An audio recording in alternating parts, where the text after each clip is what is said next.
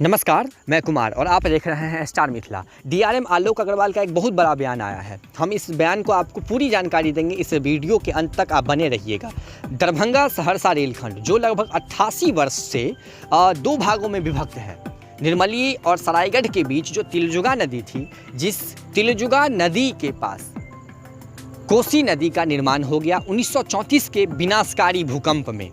उस भूकंप के बाद सरायगढ़ और निर्मली दोनों विभक्त हो गया दो भागों में, और इस विभक्तिकरण के कारण, इस विभाजन के कारण 88 वर्ष से मिथिला का दो अहम पार्ट अलग रहा 88 वर्षों तक, जो अब शायद पूर्ण हो जाएगा। डीआरएम आलोक अग्रवाल का बयान आ चुका है इस दरभंगा सहरसा रेलखंड को लेकर के। उनका कहना है जो 7 दिनों के अंदर अप्रूवल मिल जाएगा, इस रेलखंड पर ट्रेन परिचालन की अनुमति मिल जाएगी।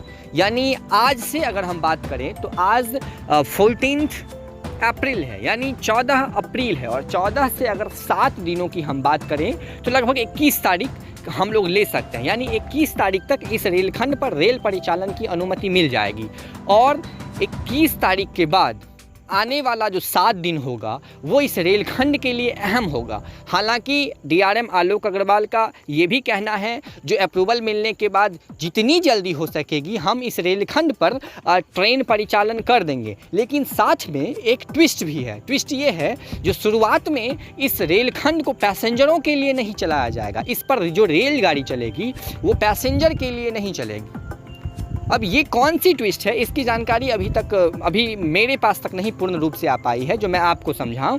लेकिन जो भी है एक बहुत अच्छी खबर है जो इस रेलखंड पर अप्रैल महीने में ही ट्रेन का परिचालन शुरू कर दिया जाएगा। डीआरएम आलोक अग्रवाल का ये बयान है। आपको एक स्क्रीनशॉट दिख रहा होगा स्क्रीन पर, आप बिगिनिंग से वही चल रही है, आप उसे पढ़ सकते हैं।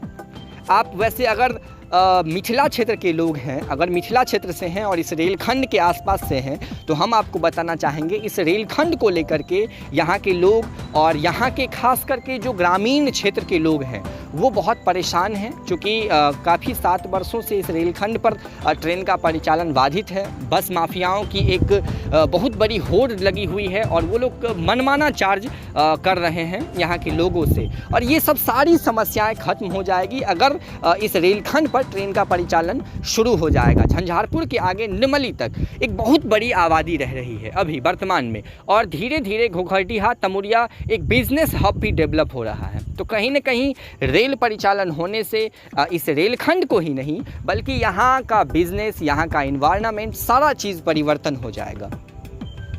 और वो दिन दूर नहीं है डीआरएम आलोक अग्रवाल के अनुसार जो इस रेलखंड पर हम लोगों को ट्रेन की गूंज सुनाई देगी। तो ये सारी बयान अभी आप डीआरएम आलोक अग्रवाल के द्वारा जो कही गई है वो मैं आपको दिखा रहा था।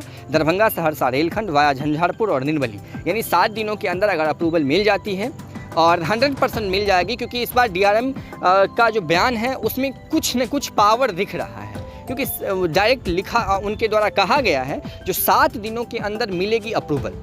तो कहीं न कहीं मुझे ऐसा प्रतीत हो रहा है जो इस बार 100% अप्रूवल मिलेगी, और अप्रूवल मिलते ही इस रेलखंड पर मैक्सिमम 7 दिन का और समय लिया जा सकता है।